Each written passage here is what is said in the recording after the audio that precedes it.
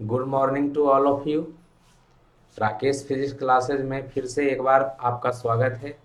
आज हम लोग क्वेश्चन करेंगे और आपने देखा है बोर्ड पे लिखा है मैंने क्वेश्चन। यदि एक उत्तल लेंस की फोकस दूरी 15 सेंटीमीटर है तथा इसे एक द्रव जिसका अपवर्तनांक 1.68 है ना, जिसे एक द्रव जिसका अपवर्तनांक 1.68 है में डुबाया जाता है, तो लेंस की प्रकृति मतलब लेंस का नेचर कैसा हो जाएगा। उत्तल लेंस है, उत्तल लेंस के ही तरह व्यवहार करेगा या अवतल लेंस बन जाएगा। फोकस दूरी क्षमता मतलब पावर निकालिए। और उत्तल लेंस कांच का बना है जिसका अपवर्तनांक 1.52 है, ये आपको दिया गया है।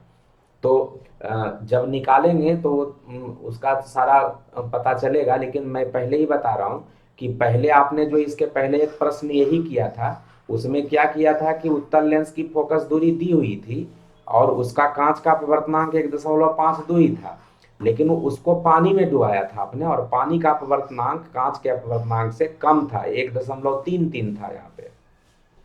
तो पहले केस में हमने उत्तल लेंस को ऐसे द्रव में डुबाया था जिसका अपवर्तनांक उत्तल लेंस जिस पदार्थ से बना हुआ है, कांच से बना हुआ है, तो कांच के अपवर्तनांक से कम था। तो उसमें उत्तल लेंस के तरह ही व्यवहार कर रहा था और उसकी फोकस दूरी बढ़ गई थी, है ना। मतलब जब उत्तल लेंस को ऐसे द्रव में डुबाया जाता है जिसमें उसका जो अपवर्तनांक है उससे द्रव का अपवर्तनांक कम होता है। जैसे उत्तल लेंस कांच का बना हुआ है तो कांच का अपवर्तनांक 1.52 है और उसको पानी में डुबाया, उसका अपवर्तनांक 1.33 है। तो जो उत्तल लेंस के कांच का अपवर्तनांक अगर उसको जिस द्रव में डुबाया गया है उसके अपवर्तनांक से ज्यादा हो, द्रव का अपवर्तनांक कम हो, कांच का अपवर्तनांक ज्यादा हो, तो उत्तल लेंस के तरह ही व्यवहार करता है। ठीक है ना। और आपका जो उसका जो फोकस दूरी है वो फोकस दूरी बढ़ जाता है। ठीक है ना, ये ध्यान रखना है कि फोकस दूरी बढ़ जाता है। तो मैंने पहले वाले में कराया था आपको क्वेश्चन करा करके, फिर बताया था कि इतना ध्यान रखिएगा फोकस दूरी बढ़ जाता है और उत्तल लेंस की तरह व्यवहार करता है। अब यहाँ पे देखिएगा यहाँ पे कैसे है। तो यहाँ पे जो अपवर्तनांक दिया है द्रव का, है ना, एम द्रव जो है उसका अपवर्तनांक बड़ा है, 1.68 है। और इसका जो अपवर्तनांक है 1.68 है। और इसका जो कांच है जिससे ये बना हुआ है वो कांच का अपवर्तनांक कम है, 1.52 है। तो इस बार स्थिति बदल गई। जब जिसमें हम डुबा रहे हैं, जिस द्रव में डुबा रहे हैं आपका लेंस को, उस द्रव का अपवर्तनांक ज्यादा है, कांच का अपवर्तनांक इस बार कम है। तो इसमें उत्तल लेंस की प्रकृति बदल जाती है, उत्तल लेंस अवतल लेंस की तरह व्यवहार करता है। तो अगर ये द्रव का अपवर्तनांक ज्यादा है तो उत्तल लेंस जो है, ठीक है ना, उत्तल लेंस बन जाता है अवतल लेंस, मतलब बनता क्या है, अवतल लेंस की तरह व्यवहार करता है। तो उत्तल लेंस की प्रकृति अवतल लेंस में बदल जाती है ना। मतलब क्या है, फोकल लेंथ जो होता है, फोकस दूरी, है ना, उत्तल लेंस की फोकस दूरी यहाँ पे दे रखा है 15 सेंटीमीटर, तो उत्तल लेंस की फोकस दूरी हमेशा धनात्मक होती है। लेकिन जब आप निकालेंगे इस द्रव के अंदर आप जब निकालेंगे फोकस दूरी तो देखिएगा माइनस में आएगा।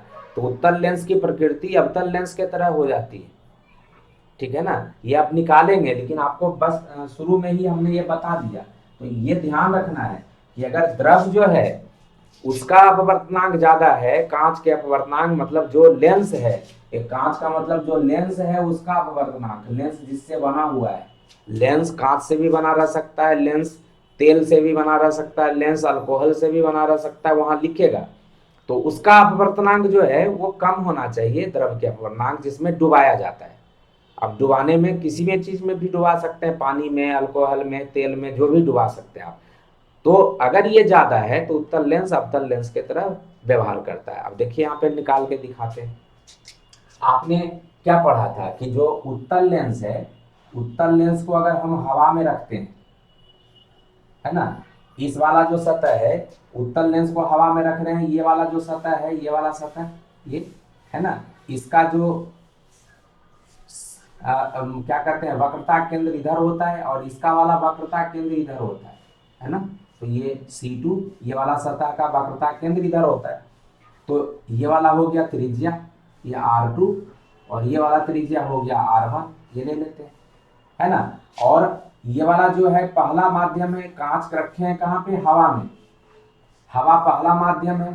फिर ये वाला कांच जो है, कांच जो है आपका आ गया दूसरा माध्यम आ गया, और ये वाला फिर से इधर हवा ही है, मतलब चारों तरफ तो हवा ही है, तो हवा जहां भी रहेगा उसको पहला माध्यम बोलेंगे, कांच है दूसरा माध्यम।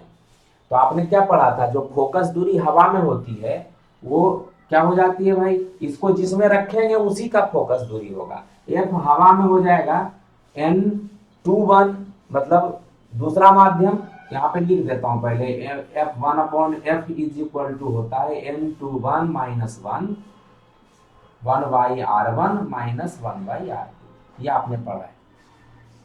अब ये जब निकाल रहे हैं तो क्या आपको दिख रहा है कि ये जो वैल्यू है 1/F, है ना, ये कहाँ निकाल रहे हैं, हवा में निकाल रहे हैं।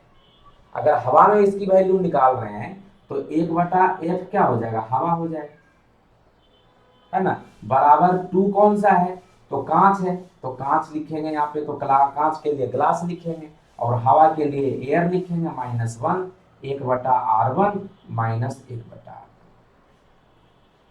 ये हो गया। इसको हम पहला इक्वेशन ले लेते हैं, पहला समीकरण।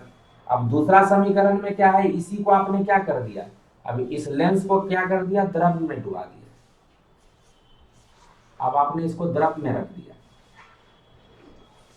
है ना, तो दिख रहा आपको, ये वाला जो है ये द्रव है, इधर इधर भी द्रव है, द्रव में डुबा दिया। ये वाला जो तो आपका ये पहला माध्यम हो गया, है ना, और ये दूसरा माध्यम हो गया, ये तो अभी भी कांच ही है।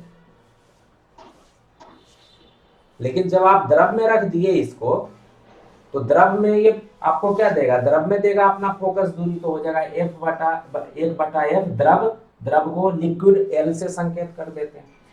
N21 2 हो गया, फिर से ग्लास, कांच हो गया, है ना, 2 तो कांच ही है, और पहला माध्यम हो गया द्रव, तो L लिख देते हैं, है ना, और इसको क्या लिखिएगा, Mgl-1, ये हो गया। और इसमें तो कोई बदलाव होगा नहीं, 1/R1 minus 1/R2, equation number 2।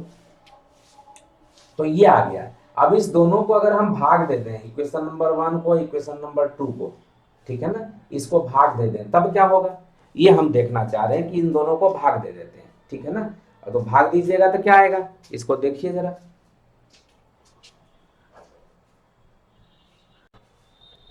तो इन दोनों को हम भाग दे देते हैं, ठीक है ना, इक्वेशन 1 को इक्वेशन 2 से भाग दे देते हैं। तो इक्वेशन 1 को इक्वेशन 2 से भाग दीजिएगा तो क्या आएगा, ये वाला इक्वेशन 1 है, ये वाला इक्वेशन 1 है, ये हो गया 1/F है, ये हो गया, अब बटा ये वाला हो गया 1/F है ना, बराबर हो गया ये वाला ऊपर में Nga-1, और ये हो गया 1/R1 माइनस 1/R, और ये नीचे में हो गया ये वाला Ngl-1, और ये हो गया 1/R1 माइनस 1/R। एक ये था 1/F है, ये दूसरा का है, ये पहला का ये ऊपर में, दूसरा का नीचे में, तो ये वाला कट गया, पिछले भी क्वेश्चन में बताए थे। अब ये क्या आ गया,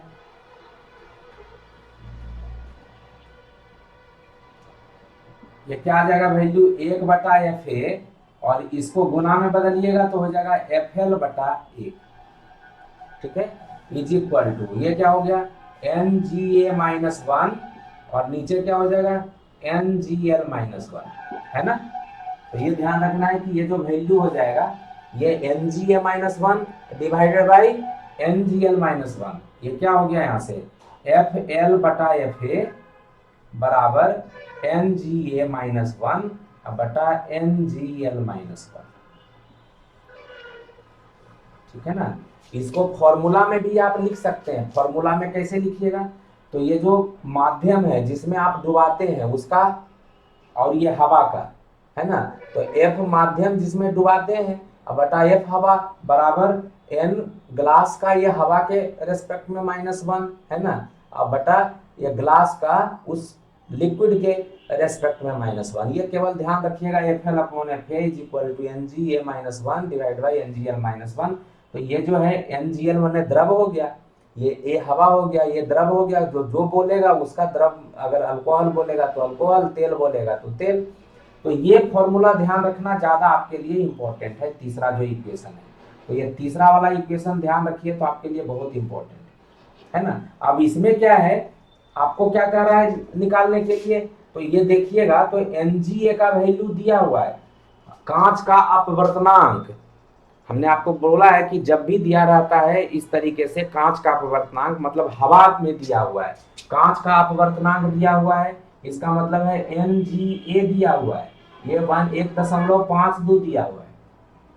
और दूसरा दिया है एक द्रव में डुबाया जाता है जिसका अपवर्तनांक, तो द्रव का अपवर्तनांक अगर ऐसे दिया हुआ है तो द्रव का अपवर्तनांक हवा के सापेक्ष दिया हुआ है। ये ध्यान रखना है, हमने हमेशा बोला आपको कि अगर इस तरीके से लिखा रहता उसका अपवर्तनांक, तो आपने पढ़ा था कि जब पहला माध्यम हवा है तो उसको अपवर्तनांक बोलते हैं, और नहीं तो आपेक्षिक अपवर्तनांक बोलते हैं। एक माध्यम का दूसरे माध्यम के सापेक्ष, है ना, उसको आपेक्षिक अपवर्तनांक बोलते हैं। रिलेटिव क्या कहते हैं, रिफ्रैक्टिव इंडेक्स बोलते हैं। तो ये ध्यान रखना है। लेकिन अगर पहला माध्यम हवा है तो हमेशा उसको या तो क्या कहते हैं, निरपेक्ष अपवर्तनांक बोलते हैं, एब्सोल्यूट रिफ्रैक्टिव इंडेक्स बोलते हैं, या केवल अपवर्तनांक बोलते हैं। तो ज्यादातर आपको केवल अपवर्तनांक लिखा हुआ मिलता है। मैंने पिछले वाला वीडियो में बताया है ये चीज, जहां पे अपवर्तनांक बताया था।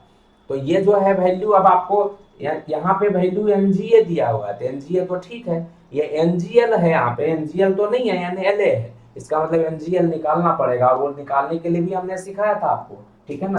तो वो वैल्यू अब निकालेंगे, तो कैसे निकालेंगे, इसको मिटा रहा हूं मैं। वो वैल्यू कैसे निकालेंगे, तो ये जो आपको हमने सिखाया था कि NGL अगर निकालना है, तो हमने कहा था पहले वाले को ऊपर लिखिए NG, और दूसरे वाले को नीचे लिखिए NL। और देखिए तीसरा माध्यम कौन है इसमें, तो हवा है, हवा लगा दीजिए ऊपर और नीचे दोनों में। ये बन गया फॉर्मूला आपका, है ना। NGL का मान निकल जाएगा। NGA का वैल्यू दिया हुआ है 1.52 लिख देंगे, और NLA का वैल्यू 1.68 लिख देंगे, है ना। अब इस वैल्यू को हम रख देंगे किसमें, इस वाले फॉर्मूला में। तो आपको तो FL निकालना है, तो FL निकालेंगे। FA की वैल्यू कितनी है, तो 15 सेंटीमीटर है, तो 15 लिख दिया। NGA का वैल्यू कितना है, तो 1.52 है, -1 ये लिख दिया। और नीचे NGL का वैल्यू कितना है, तो 1.52 बटा 1.68 -1। ये आपका फॉर्मूला आ गया। अब जो है वैल्यू जब निकालिएगा तो क्या हो जाएगा, FL बराबर 15 उधर चला जाएगा, तो एक में माइनस हो गया, तो 0.52, और नीचे LCM लीजिएगा तो 1.68, है ना। इससे भाग दीजिएगा तो 1 आएगा, और 1 को गुना करिएगा तो हो जाएगा 1.52 माइनस। तो ये क्या है, FL इज इक्वल टू, यहाँ क्या हो जाएगा, ये तो माइनस हो गया तो 0.52, है ना। 1.68 क्या हो गया इसका LCM हो गया, और 1.68 अगर है इसका LCM, तो यहाँ से भाग दीजिएगा 1 आएगा, इसको मल्टीप्लाई कीजिएगा 1.52, इसके नीचे तो 1 है, 1 से भाग दीजिएगा तो 1.68 आएगा, गुना हो जाएगा तो 1.68 आएगा। कितना आ गया ये, तो ये वैल्यू जो आ गई वो 0.52 बटा, ये देखिए ये ज्यादा है, ये कम है, ये ज्यादा है, तो ये हो गया वैल्यू में माइनस आ जाएगा यहाँ पे। और ये हो गया क्या कहते हैं, ये 16 बचेगा, 1.68 में 1.52 जाएगा तो 0.16 बचेगा, है ना। अब बटा कितना हो गया, तो 1.68 ये हो गया। अब इसको देखिए, ये माइनस आ गया तो ये माइनस हो जाएगा, है ना। और ये हो जाएगा 0.52, और ये बटा है, मेन वाला लाइन है, तो इसको अगर गुना में बदलिएगा तो ये हो जाएगा 1.68 ऊपर चला जाएगा, और नीचे आ जाएगा 0.16, है ना। ये आपका आया। तो हमने शुरू में बोला था कि जो फोकल लेंथ आएगा वो माइनस में आ जाएगा। तो दिख रहा है आपको कि ये माइनस में आ रहा है, और माइनस में आने का मतलब है उत्तल लेंस आपने लिया था, उत्तल लेंस की फोकस दूरी 15 सेंटीमीटर, मैंने यहाँ पे देखिए 15 सेंटीमीटर जो है ये इसको लिखा है F L is equal to, तो एफ एल बटा 15 था, ये 15 इधर जाएगा, ये एफ एल बटा 15 है, तो 15 उधर जाएगा तो क्या हो जाएगा, एफ एल का मान निकालिएगा यहाँ से, तो ये 15 उधर जाके गुना हो जाएगा, ठीक है ना। तो ये ध्यान रखिएगा, यहाँ से एफ एल का मान निकालेंगे तो एफ एल बराबर क्या हो जाएगा। तो मैं ये केवल बताना चाह रहा था कि ये देखिए हम निगेटिव में आ रहा है, अब ये 15 उधर जाएगा तो यहाँ गुना हो जाएगा, तो ये जो मान आता है वो एफ एल का मान निगेटिव आता है, और निगेटिव जो है अवतल लेंस के लिए होता है, यही समझना है। तो इसका मतलब ये हो गया कि यहाँ पे एफ एल का मान देयरफॉर अगर लिखेंगे तो कितना हो जाएगा, एफ एल बराबर ये 0.52, ये तो माइनस ही है, अब बटा 0.16 गुना 1.68 गुना 15, ये सेंटीमीटर में आ जाएगा। तो ये आ रहा है एफ एल की वैल्यू कितनी, तो ये तो आपका कैलकुलेशन करेंगे तो आएगा वैल्यू, है ना, -0.52 है, तो माइनस में वैल्यू आएगा। अगर ये 2 अंक के बाद दशमलव है, ये भी 2 अंक के बाद दशमलव है, तो इसको हम दोनों जगह से दशमलव हटा देते हैं, है ना, ये 1.68 रहने देते हैं, गुना 15 हो गया। तो ये अगर आप भाग दीजिएगा तो कितना आएगा, ये 26 दूनी 52 होता है, 8 दूनी 16, या 2 चौका 8 हो गया, और 4 दूनी 8 हो गया, 13 चौका 52 है, तो 4 दूनी 8 और 13 दूनी 26 हो गया, और 4 से ये वाला कट गया, तो 4 से 0.4 चौका 16, और 4 दूनी 8 ये हो गया, तो ये आ गया 13 गुना 42 गुना 15, तो ये 2 अंक पे दशमलव है, तो हो गया 13 गुना 15 दूनी 30 के 0, बाकी 3, 15 चौका 60, 3 63, तो ये हो गया 2 दशमलव पे। अब ये इतना सेंटीमीटर आ गया, अब 13 से करिएगा तो 13 39 के 9, है ना, बाकी 3, और 13 छक्का 78, 3 81, तो 81.9 सेंटीमीटर आ रहा है।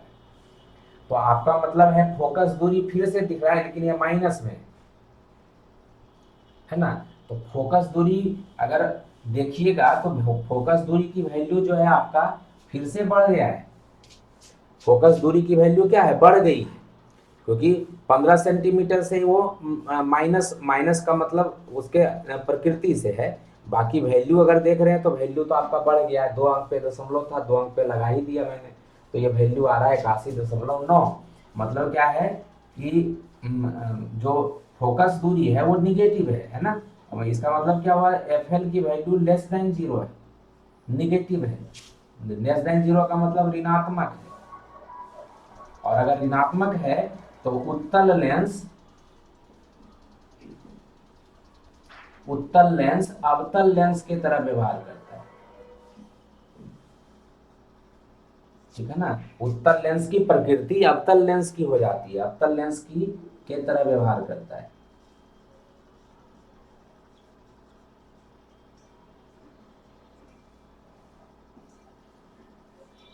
ठीक है, और फोकस दूरी आपने निकाल लिया, तो फोकस दूरी से आप क्या निकाल सकते हैं, फिर पावर भी निकाल सकते हैं, है ना। तो फोकस दूरी क्या हो गया, 81.9 सेंटीमीटर, ठीक है ना। और इसका माइनस में आया तो उत्तल लेंस अवतल लेंस की तरह व्यवहार करता है, ठीक है ना। और ये जो वैल्यू है इसका अगर आप क्या कहते हैं, यहाँ से आप क्षमता भी निकाल सकते हैं, तो क्षमता जो होगा वो कैसे होगा, अवतल लेंस की तरह व्यवहार करता है तो माइनस में ही आएगा। क्षमता क्या होता है, पावर, और पावर को क्या बताएं आपको, कि पावर को आपको लिखना है, फोकल लेंथ आया एफ एल जो आया है ना, वो कितना आ गया, तो फोकल लेंथ जो आ गया आपका 81 माइनस 81.9 सेंटीमीटर, ठीक है। ये जो है द्रव के अंदर मैंने पूछा, उस द्रव में ज्ञात करें क्षमता जो हो गया, तो ये हो गया आपका, ऐसे तो उत्तल लेंस की क्षमता निकालेंगे तो 15 सेंटीमीटर से निकालेंगे, लेकिन द्रव के अंदर है तो इसको क्या करेंगे, मैंने कहा है कि जब भी फोकल लेंथ से पावर निकालिए तो उसको क्या करिए, मीटर में बदल लीजिए। 100 सेंटीमीटर बराबर 1 मीटर होता है, तो 100 से भाग दे दीजिए, और पावर बराबर क्या होता है, 1/f होता है, तो यहाँ 1/f हो जाएगा, तो 1/-81.9 और बटा 100, तो 100 ऊपर चला जाएगा, तो ये हो गया आपका डायोप्टर, है ना। तो माइनस में देखिए आ रहा है, दैट एम्प्लाइज P बराबर -100/81.9 डायोप्टर, है ना, और इसको भाग दीजिएगा तो 1 दशमलव कुछ आएगा, तो इसको मैं छोड़ देता हूँ आपके लिए, 1 दशमलव समथिंग आएगा, भाग दे लीजिएगा। तो ये जो पावर है, ये पावर निगेटिव में आ रहा है, निगेटिव पावर अवतल लेंस का होता है, और फोकल लेंथ निगेटिव आता है, इसका मतलब वो पता है आपको अवतल लेंस होता है। मतलब यहाँ से एक चीज अब आपको समझना है 1 नंबर के क्वेश्चन के लिए, कि यदि किसी लेंस उत्तल लेंस को वैसे द्रव में डुबाया जाता है जिसका अपवर्तनांक उस उत्तल लेंस के अपवर्तनांक से ज्यादा हो। उत्तल लेंस जो भी बना हुआ है, लेंस का जो कांच है या लेंस जिस चीज से भी बना हुआ है, उसका जो अपवर्तनांक है वो द्रव के अपवर्तनांक से कम होना चाहिए, या लेंस का अपवर्तनांक से द्रव का अपवर्तनांक ज्यादा होना चाहिए। ऐसे केस में उत्तल लेंस अवतल लेंस की तरह व्यवहार करता है। बात आई समझ में? तो ये क्वेश्चन आपको ये मैं बता रहा था, ये अभी मैं बड़ा क्वेश्चन दे रहा हूँ, ये भी क्वेश्चन आता है, ठीक है ना। अब इसी में एक चीज और आता है कि यदि एक उत्तल लेंस जिसकी फोकस दूरी मान लीजिए 15 सेंटीमीटर है, इसे एक द्रव जिसका अपवर्तनांक, ठीक है ना, जिसका अपवर्तनांक 1 दशमलव मान लीजिए मैंने 1.55 ले लिया, जिसका अपवर्तनांक 1.55 है, में डुबाया जाता है। लेंस की प्रकृति, फोकस दूरी एवं क्षमता उस द्रव में ज्ञात करें। उत्तल लेंस कांच का बना है जिसका अपवर्तनांक 5.5, 1.55, ये क्वेश्चन मैंने दे दिया। इस बार क्या है कि जब जिस द्रव में डुबा रहे हैं उसका अपवर्तनांक 1.55, और कांच का भी अपवर्तनांक, जिसका लेंस बना हुआ है उसका भी अपवर्तनांक 5.5 है, ठीक है ना। तो उत्तल लेंस कैसा लेंस की तरह बिहेव करता है, तो ये उत्तल लेंस प्लेन ग्लास प्लेट बन जाता है, ठीक है ना, समतल कांच का एक प्लेट बन जाता है, ठीक है ना। तो ध्यान रखिएगा, उत्तल लेंस जो है वो समतल कांच का प्लेट बन जाता है।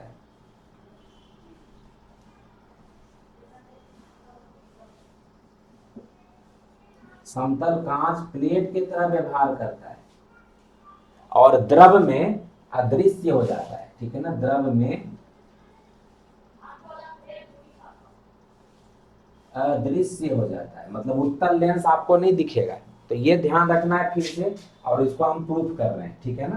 तो प्रूफ कैसे करेंगे, तो जो फॉर्मूला आपको अभी बताए थे निकाल करके कि आपको इसको याद रखना है, क्या निकाल के बताए थे, 1/FA जो आया था, तो उसको भाग जब दिए थे तो आया था FL/FA बराबर क्या आया था, NGA-1/NGL-1, यही ना आया था। यही तो फॉर्मूला था, आपको भी यही याद रखना है। ये द्रव हो गया, ये हवा हो गया, ये कांच का हवा का सापेक्ष अपवर्तनांक हो गया, ये कांच का द्रव के सापेक्ष अपवर्तनांक हो गया। अब यहाँ पे इसको अगर लिखेंगे तो लिक्विड में तो निकालना है हमको फोकल लेंथ, ये 15 सेंटीमीटर है।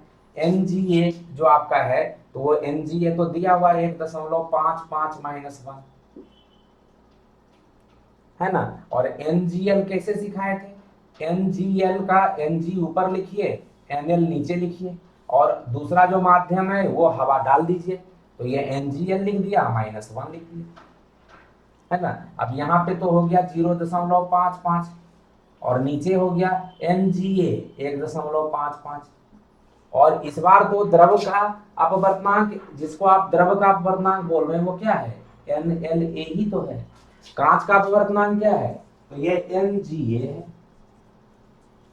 कांच का अपवर्तनांक मतलब कांच का हवा के सापेक्ष NGA, और द्रव का अपवर्तनांक का मतलब NLA, तो ये दिया हुआ है 1.55, है ना, -1, तो क्या आया 0.55, और ये दोनों कट के हो गया 1, तो 1 - 1, तो क्या आ गया 0.55 डिवाइडेड बाई 0, और किसी चीज को 0 से भाग देते हैं तो वो अनंत हो जाता है, नॉट डिफाइंड, सही है ना। और ये FL क्या हो गया था यहाँ से, तो FL हो गया अनंत में 15 से गुना करिए, कहने का मतलब एक ही बात है। आप यहाँ से लिखने के पहले इसको अगर यहाँ पे लिख दें FL = तो यहाँ गुना 15 हो जाएगा, तो किसी चीज को 0 से भाग देते हैं तो वो अनंत के बराबर होता है ना।